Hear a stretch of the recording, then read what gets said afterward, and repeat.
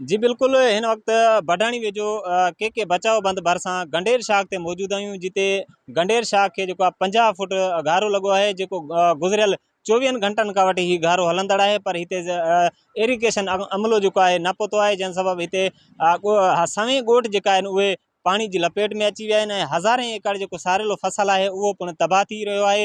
हितां जे ॻोठाणनि पारां जो है काफ़ी दफ़ा इरिगेशन अमले खे इतला ॾिनो वियो, पर इरिगेशन अमलो मुसलसिल गायब नज़र अचे पियो, जंहिं सबब जो सवें ॻोठ जेका पानी की लपेट में अची विया आहे। दादा तव्हां ॿुधाइजो त ही गारो पियो आहे, छा इंतज़ामिया पहुती आहे या न?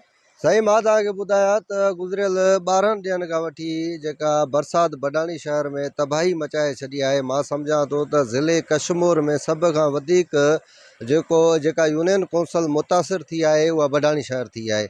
हाणे गुज़रियल इंतज़ामिया जी एतिरी नाअहली आहे जो तव्हां ॾिसी सघो था त गुज़रियल 24 कलाकनि खां वठी गारो लॻल आहे। इलाइक़े वासियुनि ॻोठ वारनि हितां जा जेके मौज़ूज़ माण्हू आहिनि उन्हनि बार बार इरिगेशन अमले वारनि खे इतला ॾिनो आहे, चीफ इंजीनियर खे ॾिनो आहे, डिप्टी कमिश्नर कशमोर खे ॾिनो आहे, पर उन बावजूदि लापरवाही एॾी कई वई आहे। हथ सां जेको आहे बडाणी शहर खे ॿोड़ियो पियो वञे, हथ सां जेको आहे माण्हुनि जा फसल जेके आहिनि उहे तबाह कराया पिया वञनि।